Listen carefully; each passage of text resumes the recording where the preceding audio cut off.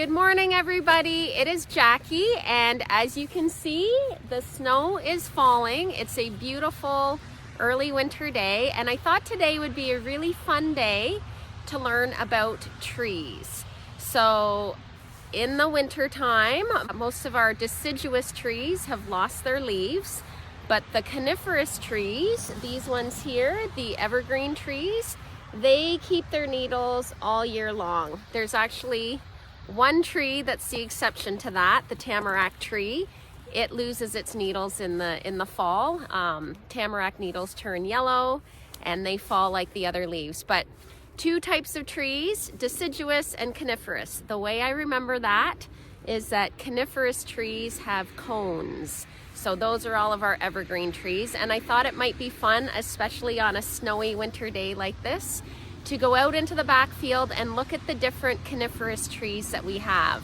When everything is covered in snow, the coniferous trees just stand out. They have that beautiful green color that just make them look so beautiful. So I thought we would do that today. So here we are in the backfield. I just wanted to share the story of our little baby forest that is growing for those of you who don't know.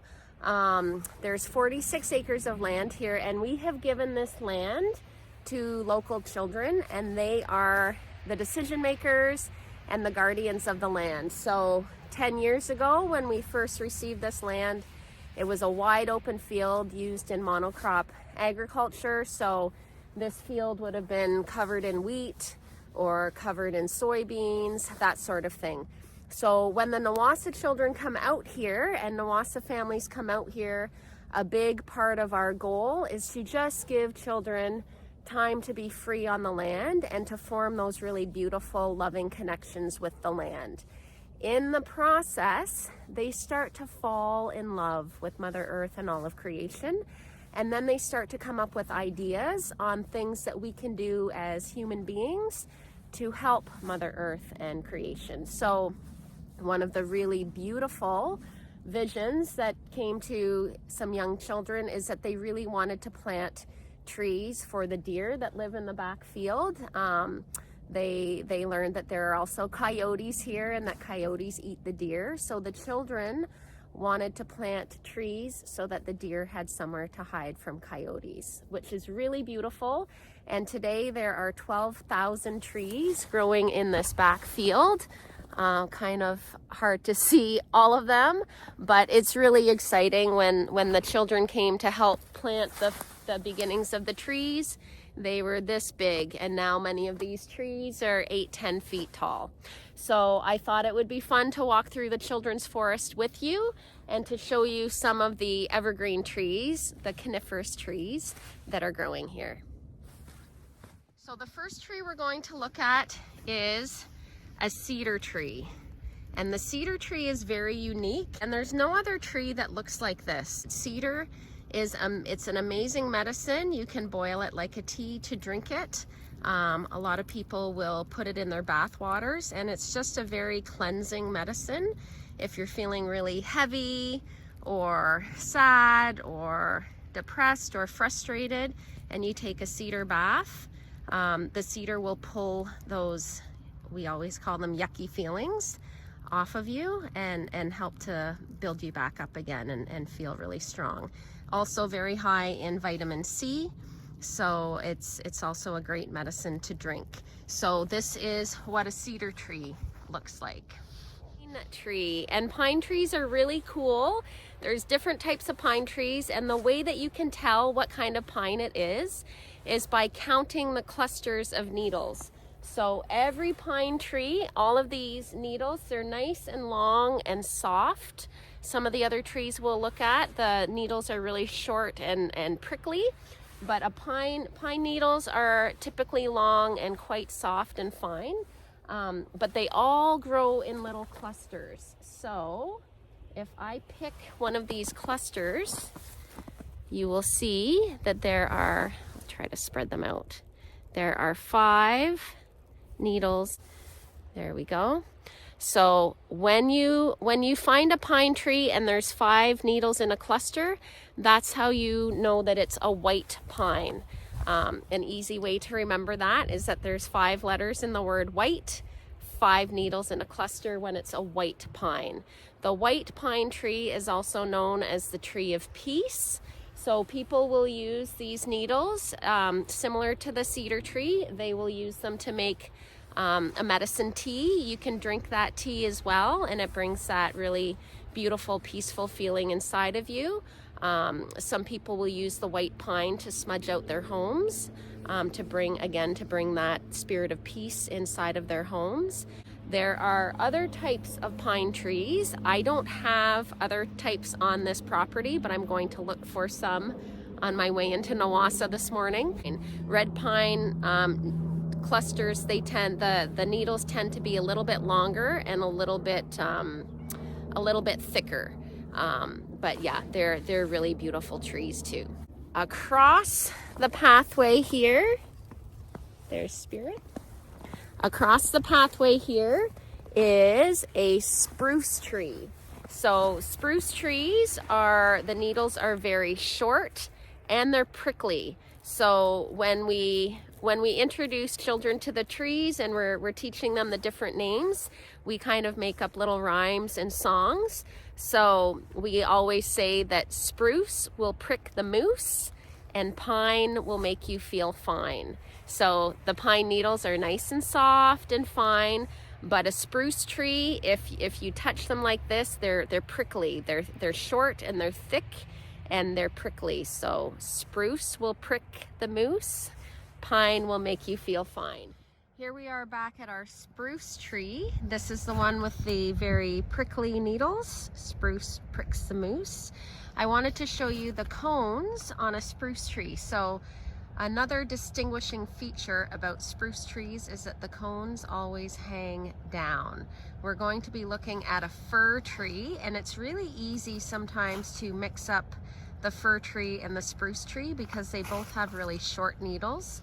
But these cones hang down. So before a couple of years ago, whenever I'd see any kind of cone, I would call it a pine cone. That is not accurate. These are spruce cones right here, and across the path over here where our pine trees are, this is the white pine that we looked at, and this one does not have any pine cones on it because it is a male tree. Over here where there are pine cones, that's telling us that this is a female tree. So the pine cones are what holds the seeds for the baby trees. That's how you can tell the difference between a male and a female. So this is what a white pine cone looks like, and we are going to look at the fir cones as well. But one more thing about these spruce trees. I mentioned we're going to look at a fir tree, and the needles on a spruce tree are somewhat round. So if you're not sure whether it's a spruce tree or a fir tree, you can take a little needle in your fingers right here and try to roll it between your fingers. So if it's round-ish, that means it's a spruce tree. When we look at the fir trees, their needles are flat and fat. So you can think fir, flat, fat. This one is a spruce tree. So again, back to the spruce pricks the moose. We also have a little saying that the needles on a spruce tree are round like the antlers on a moose. So I am actually next door now at my neighbor's Christmas tree farm. And typically when people purchase Christmas trees, they are purchasing fir trees. So you can see from a quick glance, this looks very similar to our little spruce tree. It has these little needles, but they're short and they're somewhat prickly like the spruce tree, but these needles are flat instead of round. So if I were to pick this and try to roll it between my thumb and finger, it's not rolling. So that's sort of a fun activity that you can do with your children or family members if you want to go on walks and try to identify trees. A very distinguishing feature between the fir tree and the spruce tree. Spruce needles are round and you can very easily roll them between your fingers. and the fir needles are flat. Right beside it is another fir tree. Looks a little bit different, but still it has the same features. So again, these needles are shorter, but you can see how they're flat instead of round. I'll show you a couple of other fir trees. This particular fir tree has really long needles, but again, they're flat. Trying to get a good angle there. So I just wanted to show you that because the same holds true for spruce trees. There's white spruce, there's black spruce. Over here we have balsam fir, all kinds of different fir trees, but they're all in the same family. So here we are a little bit later, and I don't have any red pines at my property, so we are here at Nawassa. We are in the preschool playground, and we have these two really beautiful red pines. So I wanted to show you the difference and show you what the needles look like on a red pine as opposed to a white pine. So as you can see, these pine needles grow in clusters as well, but instead of clusters of 5, they grow in clusters of 2.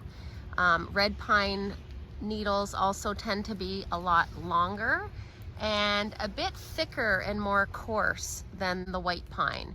So these ones are long and not as prickly as a spruce or a fir tree, because when you touch them they will bend because they're so long, but they also are thick enough that they are a little bit more prickly than a white pine.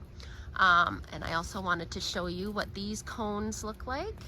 So that is the fruit that comes from a red pine tree.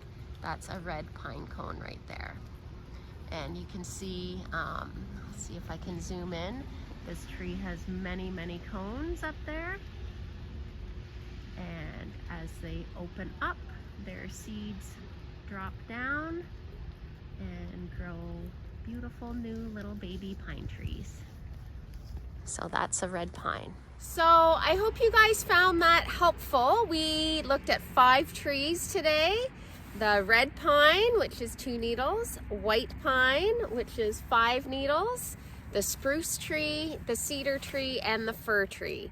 So hopefully that gives you some confidence to go out and explore the area where you live and start looking for these beautiful coniferous trees that stay with us all through the winter. And it's a really fun activity for those of you who have children or nieces and nephews or even neighborhood kids. It's a really fun way to get them excited about starting to notice what's in their area. So happy exploring, and we will see you next time. Bye for now.